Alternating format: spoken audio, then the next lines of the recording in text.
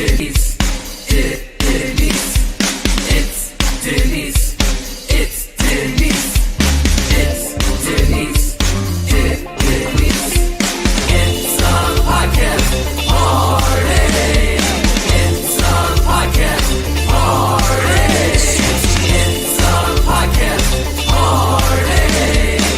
I gotta say, I feel like we're besties now after this. What's up, guys? It's Denise Salcedo. Hello there, everyone. Welcome to the channel. Happy Friday. It is Denise Salcedo, and we are here to chat about numerous topics here tonight because it has been a wild, and I mean wild day. It has been nonstop. Lots of news since the very morning when I woke up. There was already news out there about Triple H. Then we obviously have the big news, which is Vince McMahon retiring. We got new people taking new roles and new positions within WWE. We had a lot of different reports coming out heading into SmackDown. We got some surprising stuff on SmackDown. One major one, and then some other stuff to talk about there too. On top of that, we also have AEW Rampage. There is a lot to discuss. Before we get into that, I do want to let you guys know that today's show will be covering all of that. Not only do, on Fridays, I normally cover SmackDown and Rampage, but this time we're going to be talking about all of the news that took place here today, breaking all of that down. And instead of covering every single little thing that happened on SmackDown and Rampage, we're really going to focus on the things that actually matter or the things that feel a little bit most interesting to talk about. So we will make sure to get as much as we possibly can into the show. On top of that, for those of you who are new here, if this is your first time, this is a very interactive show.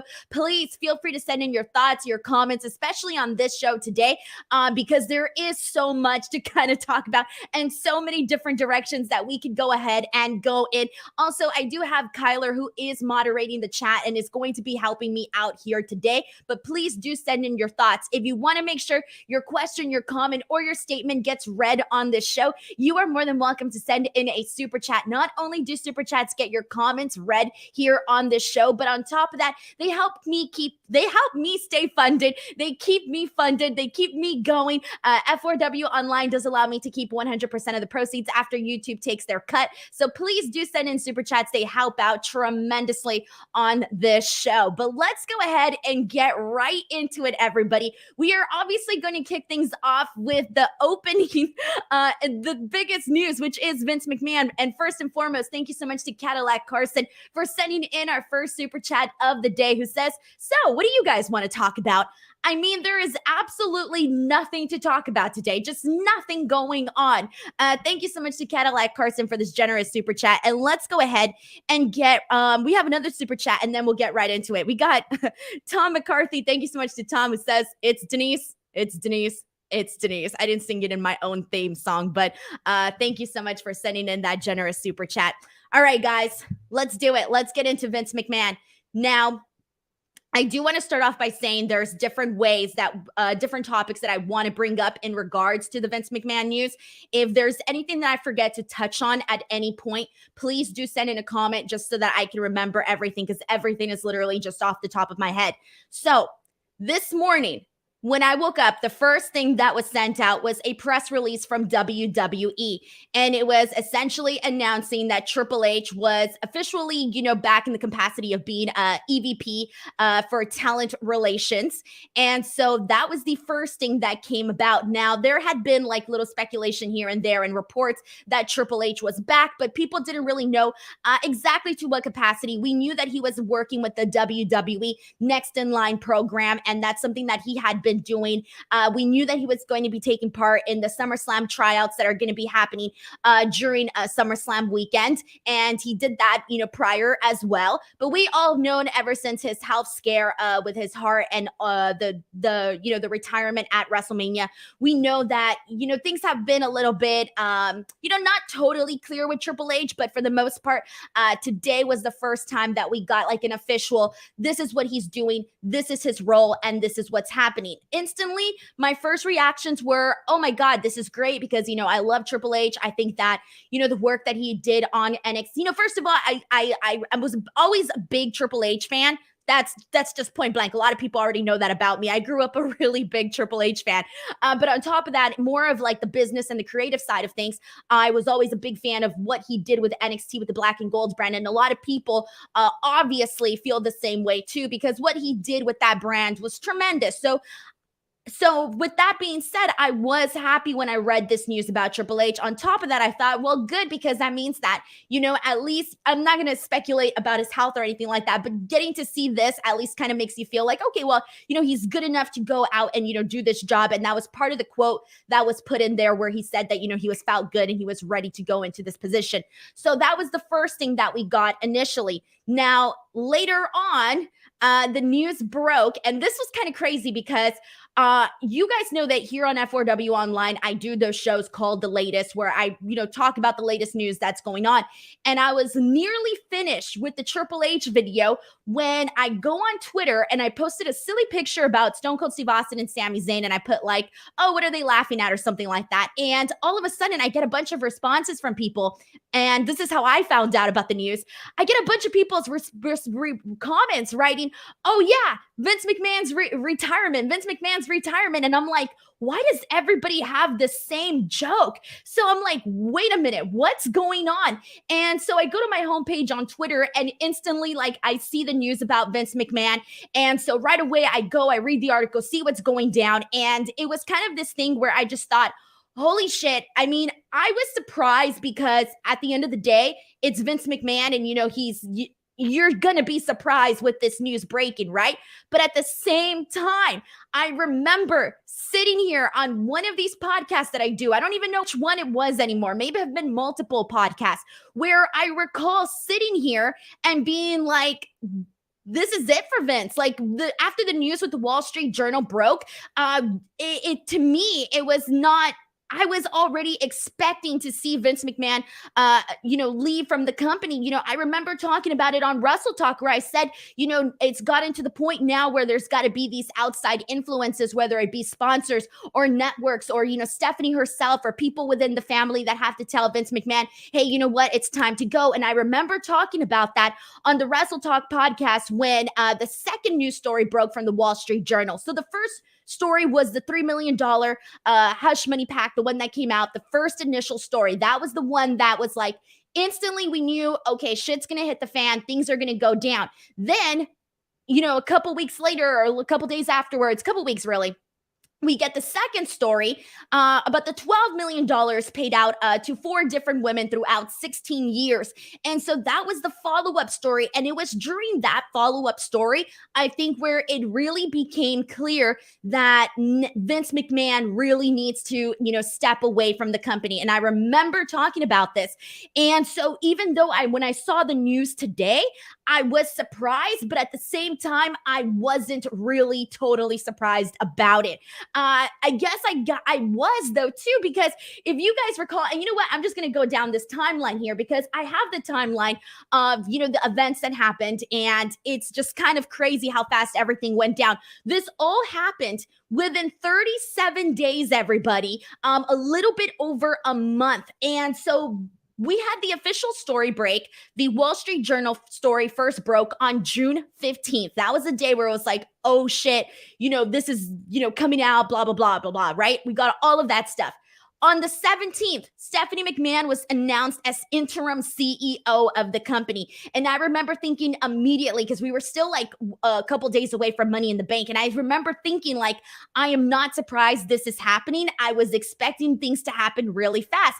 But when she was announced as interim CEO, the first thing that a lot of people were saying was, well, Vince is still head of creative. So really nothing has really changed. And I remember kind of talking about, people we didn't really know how much power Stephanie really had as interim CEO. We really didn't know, all of that. We just didn't really know. We had the Vince McMahon Smackdown appearance. And I remember coming on here on this Friday podcast, talking about the Vince McMahon Smackdown appearance. And we were all talking about how crazy it was that he literally just went out there and basically said, we're all going down together. I remember everybody, cheering for Vince McMahon. And it was kind of crazy because this was, just within days of this story breaking, and not just breaking within the wrestling realm of things, but breaking in like main mainstream like news medias and publications talking about this, and it was a massive story. And then for him to kind of come out and, do what he did on SmackDown was very like, ooh, it's a slap in the face, I think, to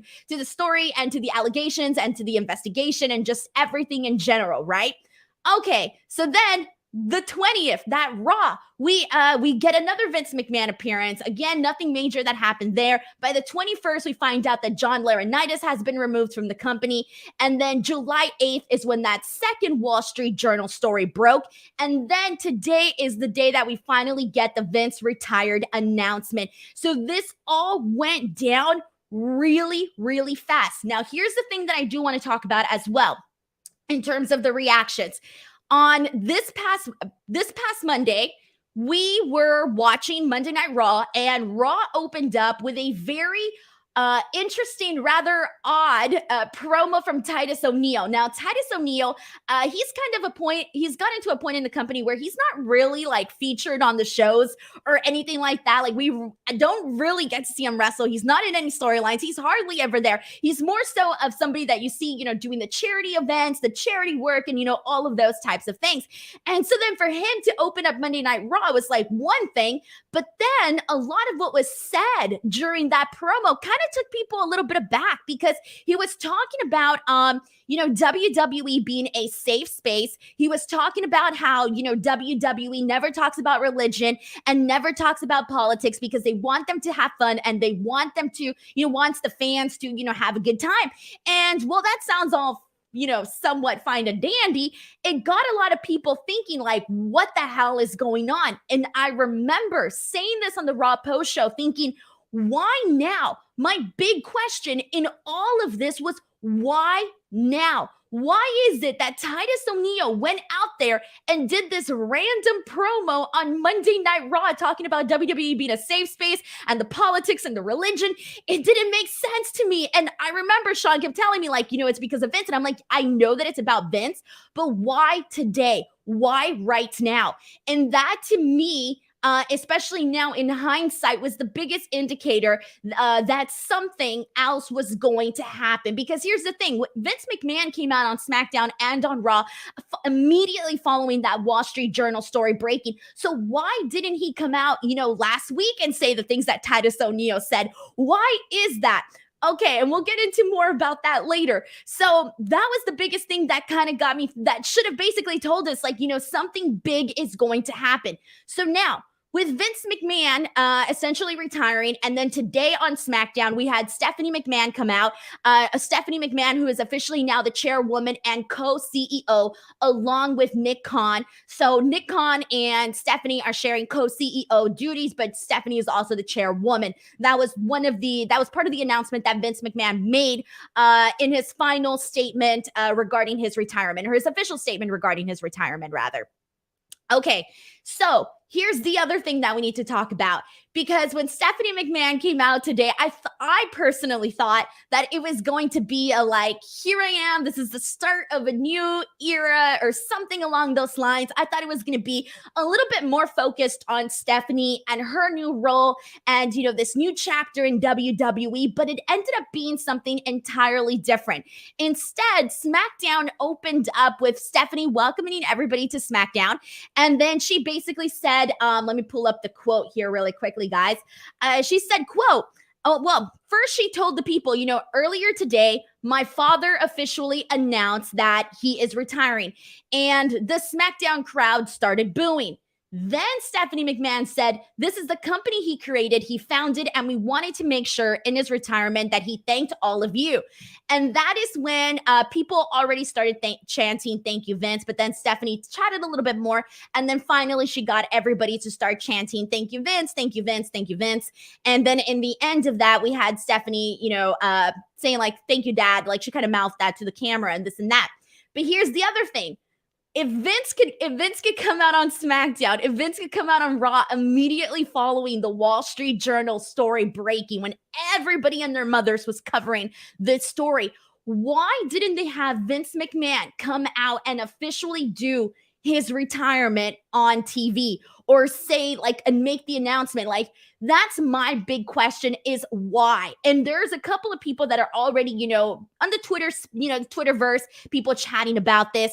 And I don't know anything about what I know that the Wall Street Journal reporters, when they did that interview with Busted Open Radio, they basically said that they didn't have anything next coming out, right?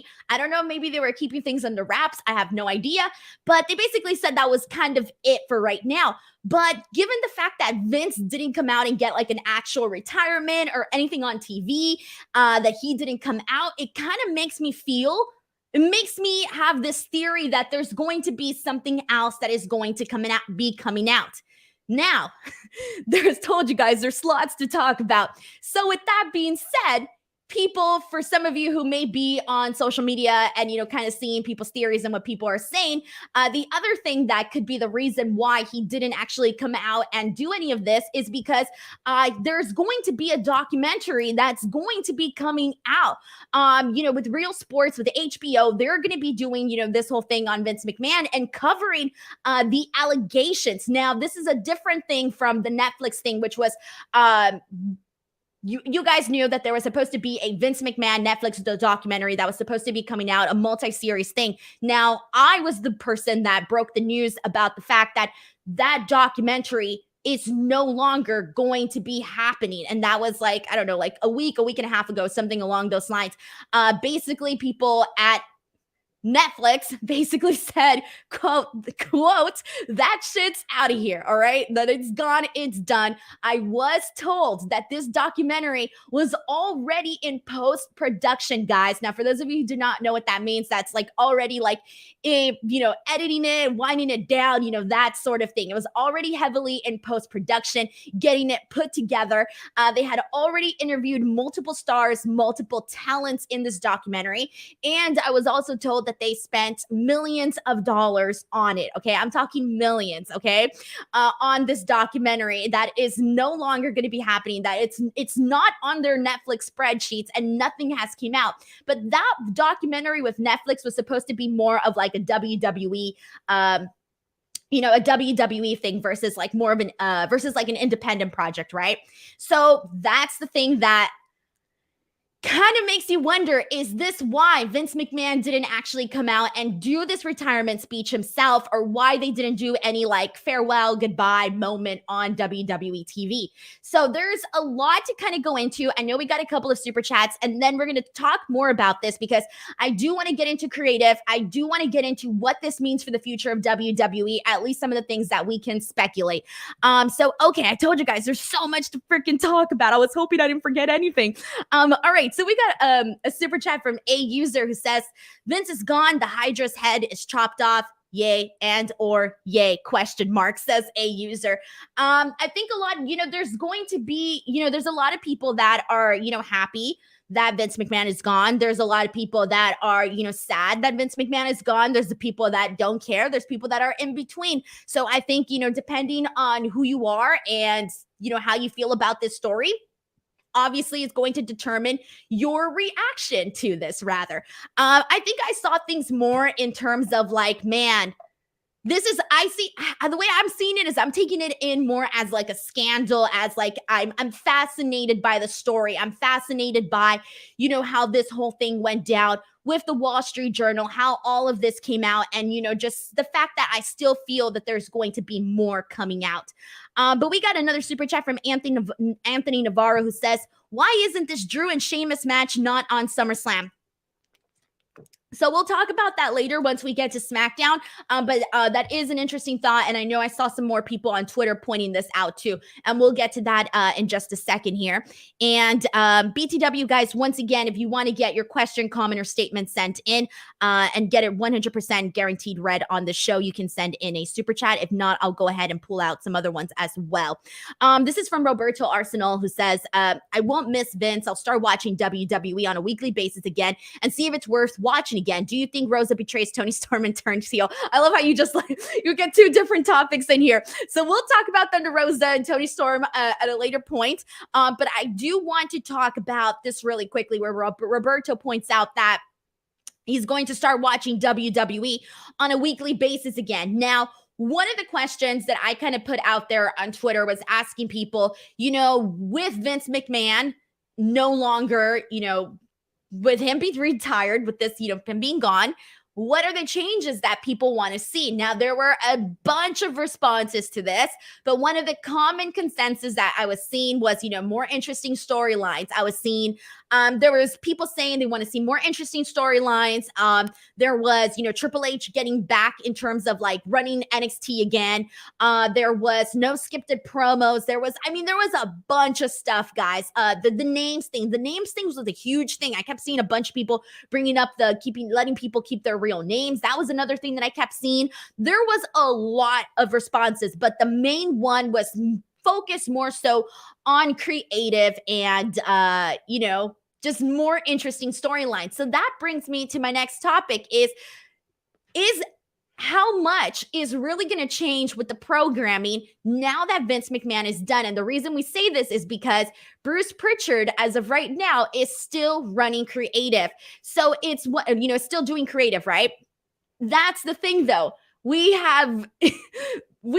kind of seeing that that's not maybe the best idea, maybe not the best thing to have right now. So my whole thing is, one of the things that I do kind of hope we get to see differently in this new I don't know what you want to call it, this new regime, this new era, whatever you want to call it, with Stephanie, and Nick Khan as co-CEOs and all of that, is I want to see somebody in creative that has fresh and new ideas, fresh and young, new ideas, different stuff.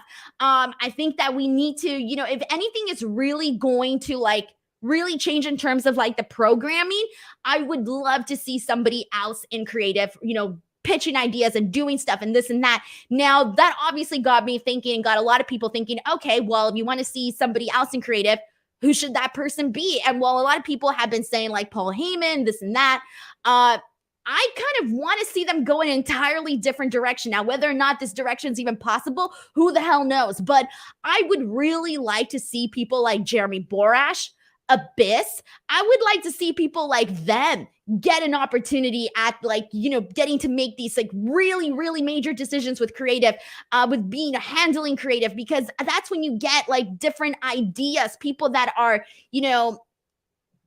different. So I kind of want to see them, take this route. And then I started thinking a little bit more outside the box. And I started thinking well, why am I just pulling people from within, right? What about people from the outside? What about people that are doing good things on the outside of WWE? And I don't know what you guys are gonna feel about this. This is just an opinion, just a little option. But I was thinking, what about somebody like Scott D'Amore? Scott D'Amore has done freaking amazing wonders with Impact Wrestling, has literally been doing brilliant shit on Impact Wrestling. If they really want somebody with fresh new ideas and, really, liven up the product a little bit, and, WWE has the money to offer somebody like Scott D'Amore a really big opportunity like that. So that was another person that I kept thinking about. So there's a lot of different options, a lot of things that can happen, but really just kind of thinking and toying around with the idea and the possibility of people like this, taking an opportunity with creative, I think would be freaking awesome. But that's kind of where I'm at in regards to that. Thank you so much to Roberto for sending in that super chat as well. All right, so let's go ahead and continue on from here. And let's see, I'm catching up with all the comments. We got another super chat from a user who says, want to clarify that WWE is a multi-headed Hydra. Thank you so much to a user for sending in that super chat as well. And let's go ahead and, I'm sorry, guys, I'm just going to scroll down and make sure I'm all caught up here. All right. Heads up, guys. Once again, if you want to get your question, comment, or statement, feel free to send in a super chat. We got plenty of comments here. I'm trying to see. Yuri Wagner says, Impact Creative, let's go. So anyways, Now I kind of want to talk about Stephanie McMahon here in this position as well, because that's going to be a huge thing to talk about, given that she is now a co-CEO and chairwoman. Now, think I said this right in the beginning too. Like, I'm a fan of Stephanie's. I like Stephanie. I like Stephanie a whole lot. And so, and everybody, like I know Sean had that initial report on Fightful Select where he got like initial reactions from people in terms of how they felt about Stephanie McMahon, when she was announced as interim CEO, and people were like so happy for her. And, a lot of people were really on board with Stephanie and, the decision of Stephanie being put in this position. And so I remember like Mickey James had like a really great response that she wrote to her. And I know because she like wrote it in my comments on Twitter.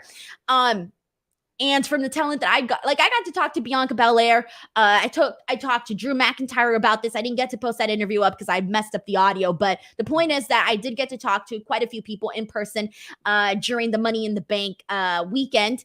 And everybody that I spoke to, from Titus to Bianca to Drew McIntyre, they all had nothing but great things to say about Stephanie McMahon.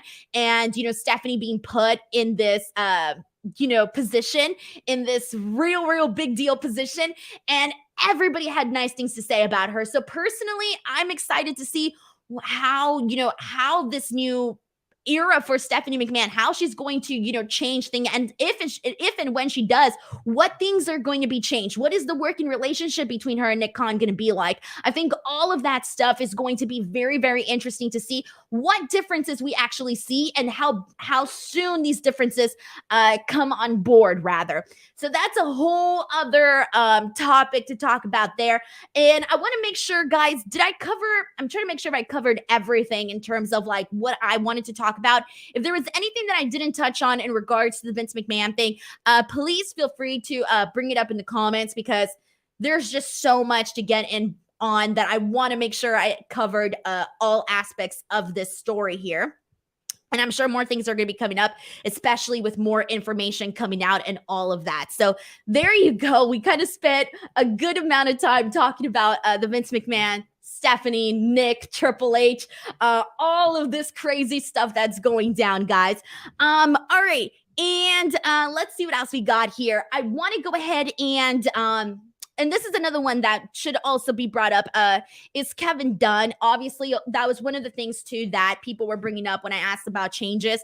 Kevin Dunn's name was thrown in there like a bunch, too. And I know some people here in the chat are also bringing it up, too. I mean, that's another change that feels like it may or may not happen. I feel like it may happen. I don't know, but it feels like it, at least right now, just from like an outsider's perspective.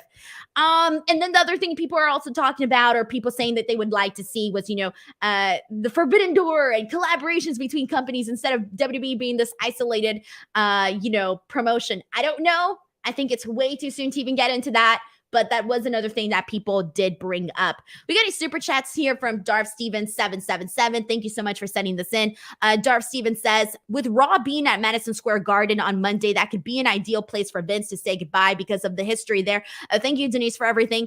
Yeah, I mean, you're right. It could be. Honestly, if they were to announce that, I think it'd be like pretty interesting. But again, I think I would have expected it like today, But you're right. With them being in Madison Square Garden, that could be, that could still be a possibility. I have no idea. Thank you so much to Darth Stevens C77 for sending that in here.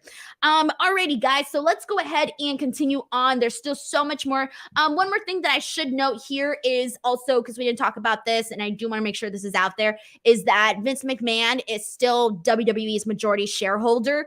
And, in his official statement, he did say he's going to be helping out with whatever he can, whatever that means. We don't really know what that means, but that's kind of what was said out there.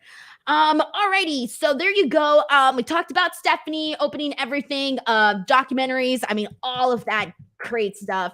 Let's get into SmackDown, because there were some things that I do want to talk about in regards to SmackDown. Also, if any other Vince topics come up, please feel free to bring them up here. And I will touch on those as I go on with the show in case I forgot anything. All right, let's see. Things I want to touch on for SmackDown.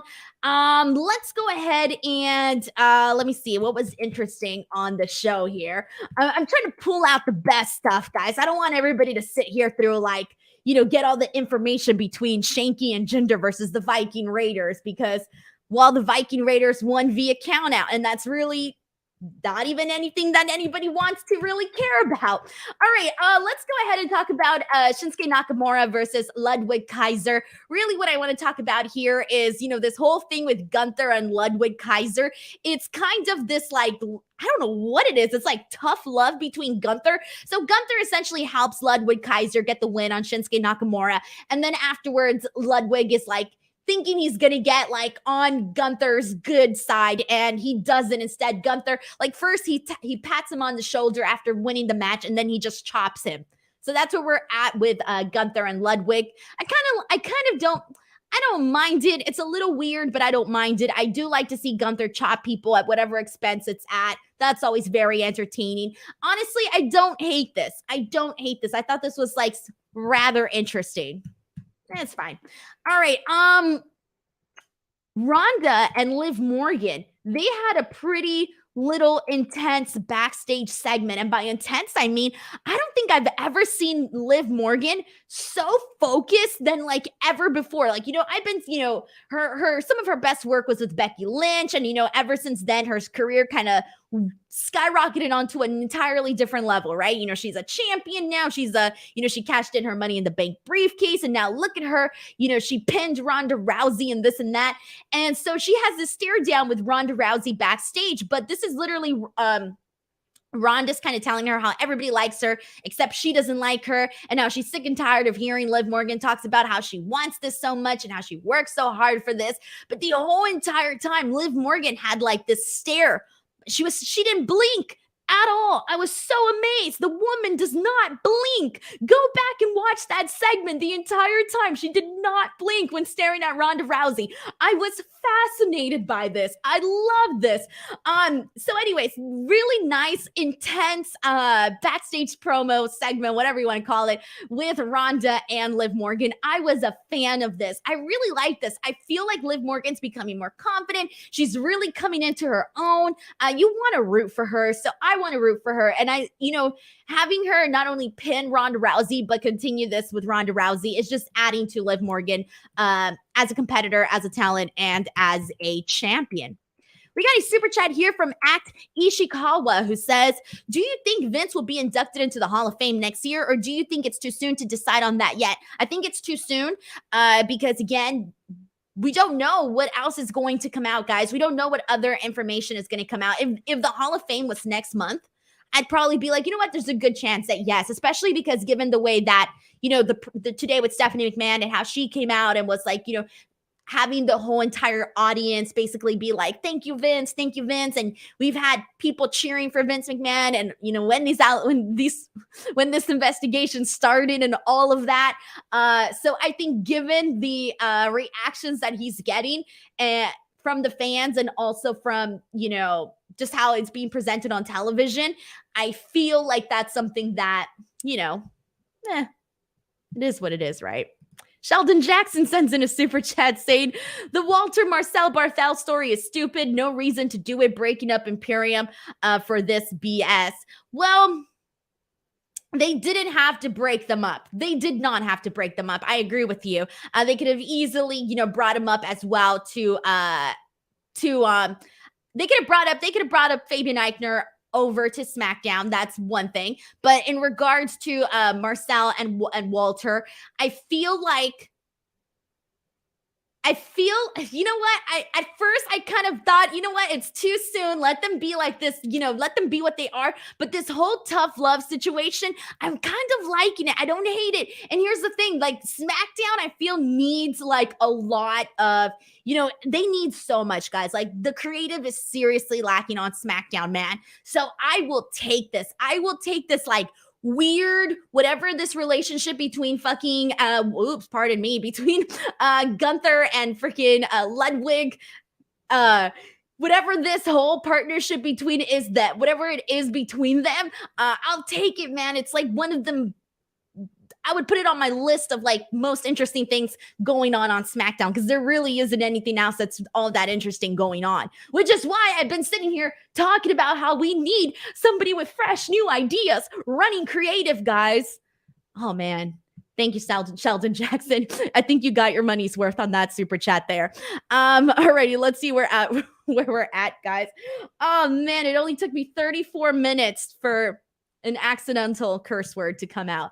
Pardon me. Please accept my apologies. Camboy says, bruh, she let it slip. I really did. Oh, man. Trying to be a professional here. All right. Sneak attack from Baron Corbin to Pat McAfee occurred on the show. I liked this too. Honestly, like Pat McAfee has seriously gotten over with the WWE crowd. He's gotten over with me. I liked everything that he's done, whether he was when he was in NXT doing these storylines with Adam Cole, and, you know, what he did with Austin Theory, and now what he's doing with Baron Corbin. I like it. He makes it work. Good stuff. Baron Corbin comes out and attacks him while he's doing commentary. So then McAfee chases Baron Corbin to the back. They start fighting in the back. We come back from commercial break, and Pat McAfee comes out. He's all out of breath, and he starts cutting a promo, and he basically gets the whole crowd to start chanting bum ass Corbin. And then there was a line that he said that I wasn't even sure if he said it. So thankfully I found someone sent me the clip on that WWE posted about Pat McAfee and what he had said about Corbin. But he said that Corbin had a herpes looking head. I repeat, a herpes looking head. Now, I've never had herpes. I've never known anybody with herpes. I don't even know what herpes look like. So I Googled herpes. Yeah, I Googled herpes today. I mean, I know what they are, but I just never really seen them. They're gross. Okay, do not Google herpes. It's disgusting. But it was funny though, because they're like little pimples. That's what they look like in the head. And I get it now. I needed the visual for what Pat McAfee said for the herpes looking head for Baron Corbin, because he's bald. And he also called him, he said that this match between them was going to be a man versus a big, dumb, bald baby with a herpes-looking head. Oh, I loved it. Pat McAfee's great on commentary, and he comes up with some brilliant but disgusting stuff. All right, guys, moving on from here. I love how the chat's like, what the hell's going on this podcast? Welcome to my show, everybody. I talk about unexpected things on here. All right, guys, moving on from here. We got a segment between Drew McIntyre and Sheamus. You know what? Kudos to Drew, man, because I am so over and done with Drew and Sheamus, man. Like, we've been through this so much, guys. I have seen this. I've been through it all. I've ridden this roller coaster a couple of times. And so I really wasn't all that interested in this. But this promo that Drew McIntyre cut, I really enjoyed. He basically told Sheamus, quote, when did you become such a bitch? And he tells him, like, we need to bring prestige back to the championship belt. We need to do a number one contenders match. And so it's official. He basically tells him, like, you need to grow some balls and we need to do this number one contendership match. And it is official. Next week on SmackDown, we are going to be getting a number one contenders match. And what it is going to be a good old fashioned Donnybrook match.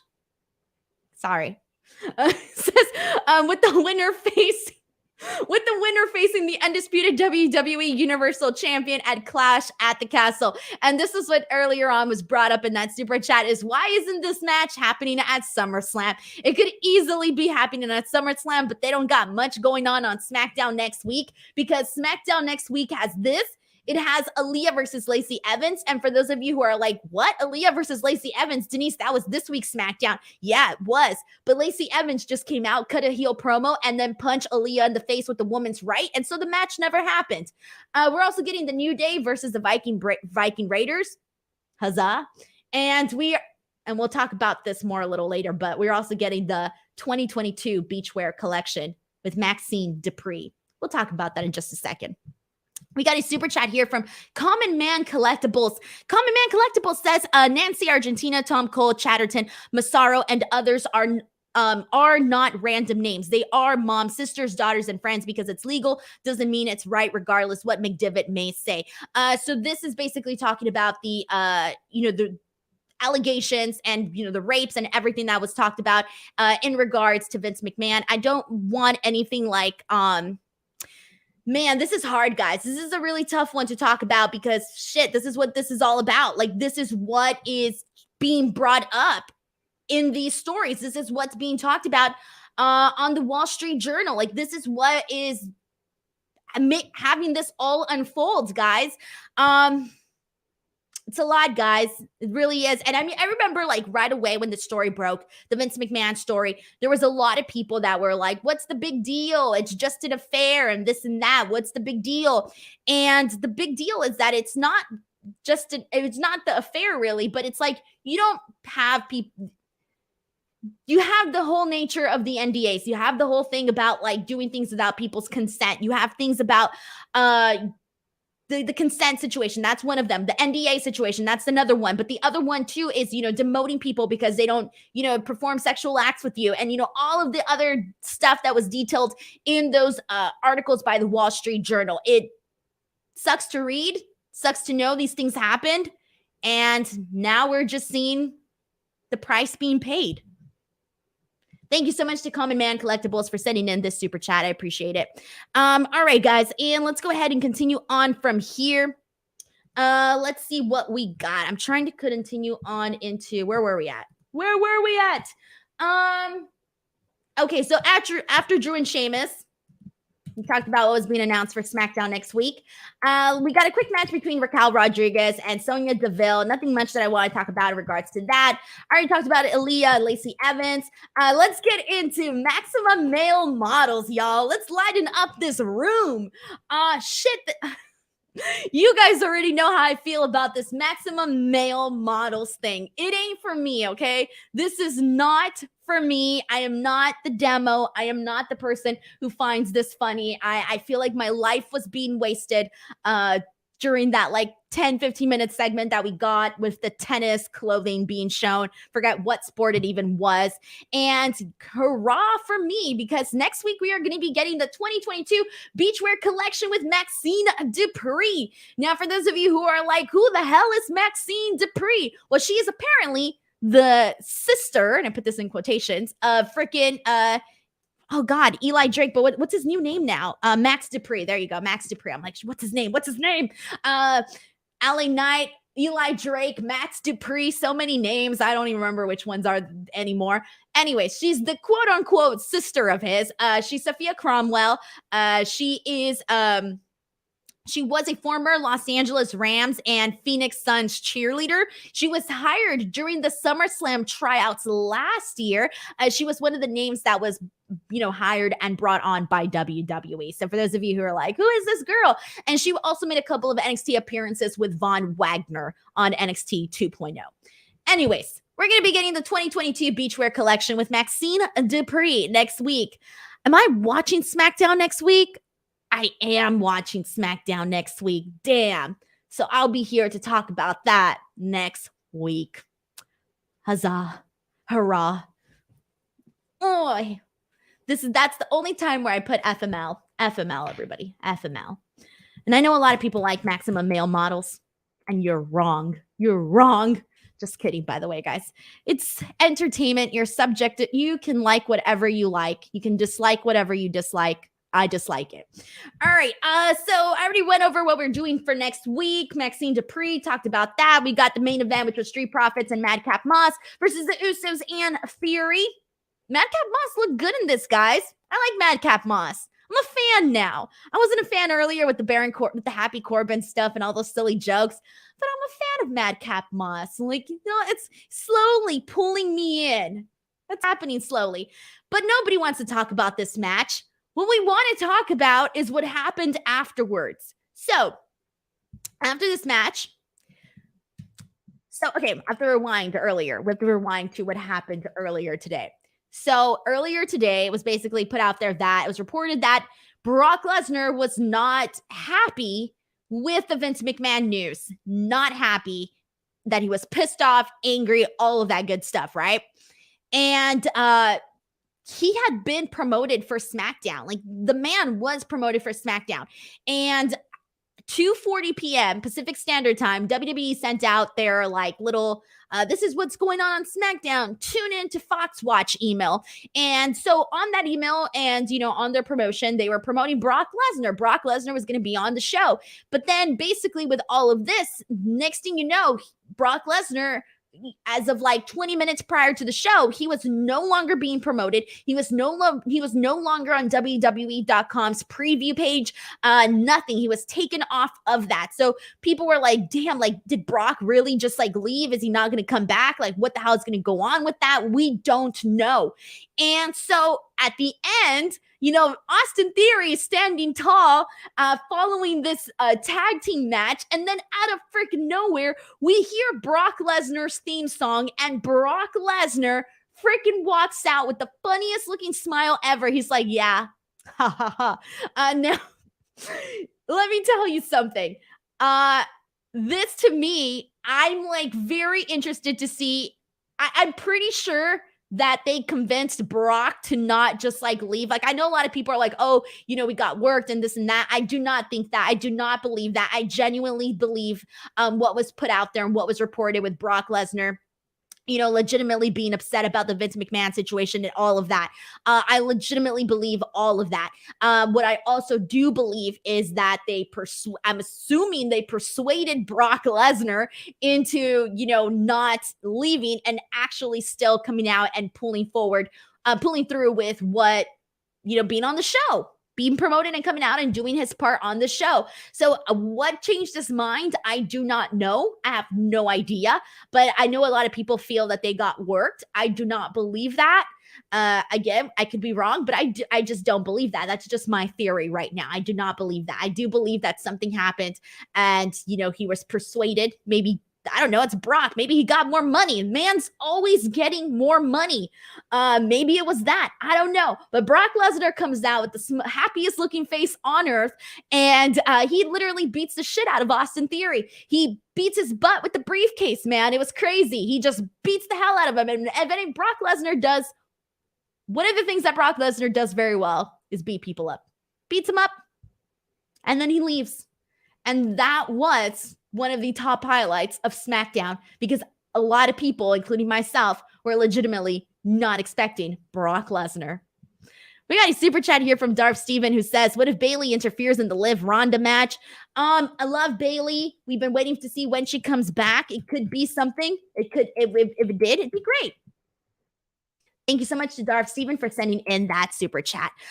Friendly reminder, guys, if you want to get your question, comment, or statement read on the show, and also help me out if you've been enjoying this show or any of the other shows that I have done in your life, you know what, Denise? Here's $1. You can go ahead and do that. F4W Online does allow me to keep 100% of the proceeds after YouTube takes a cut of my money. Regardless, does help me out very much. But before we get into AEW Rampage, everyone, I do want to go ahead and let you guys all know I got some good news. The SummerSlam Pick'em contest is officially open over at WrestleRumble.com. Now, for the last couple of weeks, you guys have been hearing me talk about Wrestle Rumble. You've been hearing me talk about who they are, what they do, and, how you can take part in Wrestle Rumble and adding, that extra fun to your pay-per-view watching routine. Well, the official SummerSlam Pick'em contest is officially open. Like, you can go right now to WrestleRumble.com. You can purchase an entry. And let me tell you how it works. Go to WrestleRumble.com, purchase an entry, you get a form, and you answer prop questions. Now, I got a couple of samples of what those prop questions are, and so you can kind of get an idea and see whether or not you may be interested in. Some of the prop questions are, will the Liv Morgan versus Ronda Rousey match end in pinfall or submission? Will there be a Money in the Bank cash-in? How many suplexes will Brock Lesnar give Roman Reigns? A bunch of questions like that. And depending on how you do it, how many points you score, you can come into some real great prizes. The prizes for the SummerSlam Pick'em contest include third place gets a mystery crate, second place gets $300, and first place gets $500. I would love all of those prizes. Head on over to WrestleRumble.com, enter purchase your entry, enter and play. The cutoff time to enter is Saturday, July 30th at 8 p.m. Eastern time. Once again, the cutoff is right when the pay-per-view starts, July 30th at 8 p.m. Eastern Standard Time. Alrighty, guys. WrestleRumble.com. Give them some love. Love my sponsors, guys. Love them. All right. Let me scooch on back over here. And all right, so now let's go ahead and get into Rampage. Unfortunately, I am gonna skip the first match, guys, because sadly I was I was tweeting and doing all this stuff about Brock Lesnar and shit, and then all of a sudden I was like, oh my god, I missed the first match. So I'm gonna have to skip the first match. Sorry, guys. So I will not be talking about Hangman Page and John Silver and Butcher and the Blade because I don't want to give an unfair analysis of that because I didn't get to watch it. All right, so let's hop right into Claudio Castagnoli's promo and talk about what he basically said. So tomorrow is a Ring of Honor Death Before Dishonor, and it's kind of a loaded card, guys. I will be covering that tomorrow. I'm looking forward to the show. It should be a good time. So Claudio Castagnoli comes out and he addresses his upcoming match with Jonathan Gresham for the ROH World Championship. He starts talking about how he's thankful for the fans for, being so supportive and believing in him. And then he tells Jonathan Gresham, you call yourself the foundation while it's about to get cracked. He then says that no one can hold a candle to what he does in the ring. And then he says he's going to be the new Ring of Honor World Champ. And when he does, then he does a mic drop. Sorry, guys. Notes auto-corrected my notes. I thought I wrote mic drop, but auto-corrected to nut drip. I can't make this stuff up, guys. My notes almost got me to says he will be new ROH World Champ and then does a nut drip. Mic drop. That's what it was meant to say. Mic drop. So he does the mic drop right after that. In terms of this, here's the thing. I love Jonathan Gresham. And, I think he's from what I've seen from Jonathan Gresham as Ring of Honor World Champion, I'm a fan of the guy and this and that. But I'm pretty sure, and I could be wrong, this is not a prediction show. I didn't put this much thought into it, but I'm pretty sure we're going to see Claudio get the championship. I'm feeling it, guys. I'm pretty sure there's going to be a title change on this one here. And maybe I'll talk later on about some predictions for the show. I don't even think I got predictions for this show. I'm just tuning in. But I won't be surprised. Really, mainly it's just because, he's got, he's coming off of the WWE buzz and all of that. He's coming off of the buzz that he got off of Forbidden Door. And I feel like they feel the right call to go about this is having Claudio win the championship. So I wouldn't be surprised if that were to actually happen. We got people saying, we got a lot of people saying that they're expecting Claudio to actually win this. And I agree. I think it's going to happen. It feels crystal clear.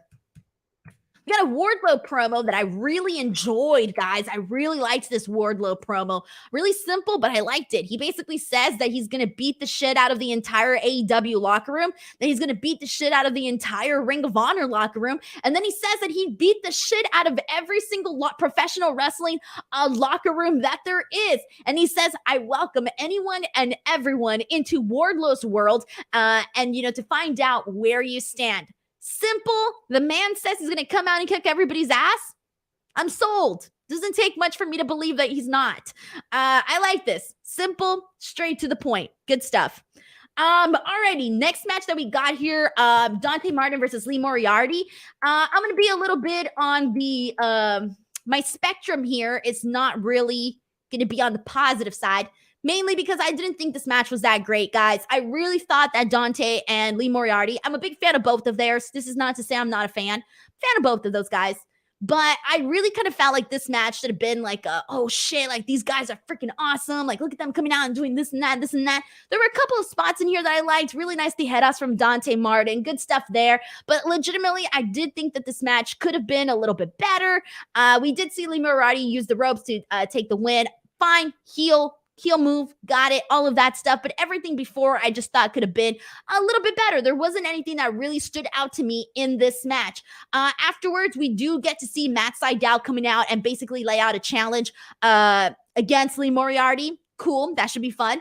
And Stokely Hathaway, who was also watching this match on the entrance ramp, he tries to offer his business card to Lee Moriarty after the match, but he decides not to accept it. But I have a feeling he may. Have a feeling. Anyways, this match could have been a little bit better, I think. So it didn't blow my socks off or anything like that. All right, so now let's go ahead and get into the next match. This is a match that I did really enjoy for what it was. For what it was, I did enjoy this. This was Jamie Hayter and Britt Baker versus Sky Blue and Ashley Dambois. Dambois? Damn it. And I've called her matches before too. And she taught me how to say her last name last time. Dambois. I think it's Dambois. Yeah. All right. Sky Blue and Ashley, I've gotten to see them both work in Mission Pro Wrestling. I've gotten to see Sky Blue a lot now in AEW, and we've gotten to see Sky Blue a lot in AEW now, and also Mission Pro Wrestling as well. So that's how, I'm familiar with them on that end. And this was the first time, I think commentary said that this was the first official time that Jamie and Britt were teaming. I don't feel like it was, but I guess it was. I don't feel like it was. Whatever. Really enjoyed them going out there and kind of being the heels that they are, doing a lot of stuff behind the referee's back, doing a lot of double team action when the referee wasn't looking, healing it up here. I was a fan of that. There was a lot of different things that they did here that I enjoyed. There was a moment where Jamie is like stomping on Sky and stomping on her. And then she goes in and distracts the referee. And while she's distracting the referee, Britt Baker starts choking out Sky Blue. Little moments like that. Fine. Nice rolling elbow strike from Britt Baker to Ashley. And then we see Jamie hit a backbreaker on Ashley as well. The double team action was hot for this one here. And then Britt has a moment where she hits Jamie on the back of the head, and then this allows Britt to essentially lock in the lockjaw on Ashley, and Ashley taps out right away. And so Britt and Jamie get the win. So this was a nice, solid little victory for Jamie and Britt. I enjoyed it. I liked all of these people. It was fine. It was good stuff. It got them a win. Gave Sky and Ashley some TV time. I see no harm. I see no harm in this. I see no harm. We got Derek who says Blue can be pretty good. She just needs something to hook and connect with the crowd. She's one of my predictions for who I think is going to be like a top name, pretty soon, because she's very, very easy to like. She's very easy to like. Like, it doesn't take much to be like, oh, you know what? I like Sky Blue. She has a very, very good look. She's good. She's only going to get better. I'm a fan. I'm a real big fan. All right. Let's see what else we got here. We got Derek who says that Hayter has an opportunity to be a top heel. We got Layden who says, I want more Sky Blue offense. She's fast, and I don't think I've seen her win since coming off of injury. I honestly think if they were to really push Sky Blue, really give her like a featured spot, I think she would knock it out of the park. I really, really do think she would. But it's just not her time yet. She's working towards it. All right, guys, before we continue on, we got a couple more things to talk about on AEW Rampage. But just a heads up, if you are new to this channel, this is your first time watching my show, Speak Now Pro Wrestling, please know that I do go live 3 times a week here on this channel. On Tuesdays, I'm here to chat NXT 2.0. On Wednesdays, I am here to chat AEW Dynamite. And on Fridays, I'm here to chat Smackdown and Rampage. And it's crazy because Fridays are either really chill or they're kind of crazy like this, where there's a bunch of news, because somehow, some way, there's always something that goes down on Fridays. I don't know why. All right, but now let's go ahead and get into this rap battle between Austin Gunn and Max Caster. Now, I was thinking okay, this is going to be fun. When they announced it, I figured this is going to be fun. And I really thought that Max Caster was going to blow Austin Gunn out of the water. And I got to tell you, I had a little bit more of the oh shit moments when Austin Gunn did his raps. I didn't have very major oh shit moments when Max Caster did his portions. He had some good lines in there, but I think that Austin Gunn kind of nailed this one. Even though he didn't end up winning, Max Caster did, because it's his thing. That's fine. But in terms of what was really said, I kind of feel like Austin Gunn kind of surprised me there. I was able to write down a couple of the lines that really stood out to me. I wasn't able to write the entire thing because, Lord, they talk so fast. I couldn't type as fast as they talk. So there was a part from Austin where he says, quote, I'm not scared of you, mister. Why would I be scared of one of Bobby Lashley's sisters? Here's a secret. You dated Chris Stat? Let me tell you. Let me tell you where you went wrong with that. I'll give you a teaser. It's because Edward Scissorhands over here couldn't please her. There's a lot to make from that. There was a lot of unexpected stuff that was said during that. I didn't even know what to do with the information that I was given. Didn't even know what to do with it. Max Caster responded with that him rapping was cultural appropriation. He said, quote, a white guy with a tough little rap. Your whole style is booty. That's why they call you ass boys. That was another line there. Austin tells them John Cena wants his gimmick back. Max tells, see, I wrote down half of these and then I didn't get to finish them, so I don't want to mess them up here. But he mentions Zach Wilson. That was a whole scandal on freaking social media, like 2 weeks ago or a week ago, somewhere around there.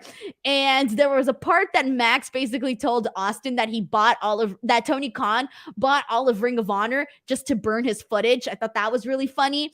It was good stuff. The Acclaim, Max Caster won, the Acclaim won. This was funny. I enjoyed it. I wouldn't mind seeing a part 2 of this rap battle. In fact, I wouldn't mind seeing more rap battles. I thought it was very enjoyable, and there were some good lines in here. Overall, I thought this was one of the highlights for Rampage today. Like one of the things that thoroughly I felt very, very interested in was definitely this rap battle. It was a lot of fun, guys. A lot of fun. We got Doppelganger 399 who says the rap battle was fun. More people putting over this rap segment. There's good stuff there. But there was a lot of other lines that I didn't get to write down. I started to. I was like trying to get it all. And I was like, wait, no, delete. And I kept pausing and playing. And then before I knew it, I was like, no, I got to catch up with the show because I was already so behind. So anyways, let's talk about Arya Daivari, who's going to be coming soon to AEW. So here's the thing. They promoted him and all of this. So in April of 2022, Daivari was rehired by WWE as a producer after he had, but then he was released literally like a couple months later after that. So I kind of feel bad for him, getting fired, getting released, all of that good stuff. And then not good stuff, but you know what I mean.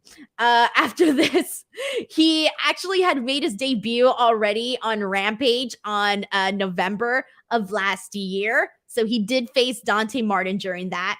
And then let's see what else we got here.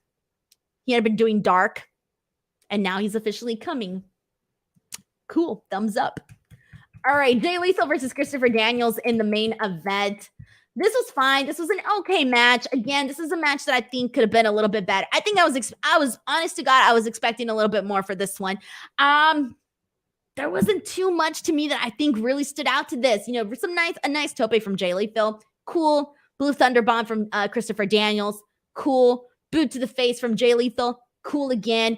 Christopher Daniels and both Jay Lethal trying to go for their signature maneuvers, none of them getting it. And then eventually Jay Lethal gets the lethal injection and gets the win. Fine. It was a simple match, but nothing that blew my socks away either. So I kind of thought there were two things that I liked on Rampage today and a lot of other stuff that could have been a little bit more, just a little bit stronger, I think, in terms of the quality. So that's kind of how I felt about Rampage today. Alrighty, everyone. So there you go. That was today's podcast. We kind of covered so much. The whole thing with Vince McMahon. Wow, I took myself off of the screen. I don't know why I did that.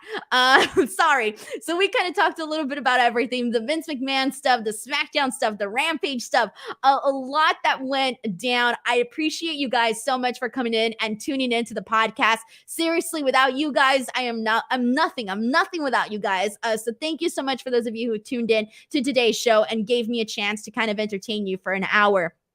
On top of that, please, if you guys would like to chat more pro wrestling with me, I am super active on social media, especially Twitter. Go ahead and follow me at _ Denise Salcedo. I'm really trying to get to 100,000 followers by the end of this year, and I'm really lagging. In fact, I'm lagging really bad. I didn't meet my goal last month or this month, so I need to get back on get back and start hustling again. So I need to hustle more to get to that 100K. So anyways, do that and then make sure to subscribe to F4W Online here on YouTube. And on top of that, you guys can check out my YouTube channel, youtube.com/Denise Salcedo. And other than that, I will see you guys later. Thank you guys so much for joining me. If you enjoyed this podcast, let people know, tweet about it, and I'll retweet you. Give it a like, comment, all that good stuff. Have a great day, everybody. Thanks.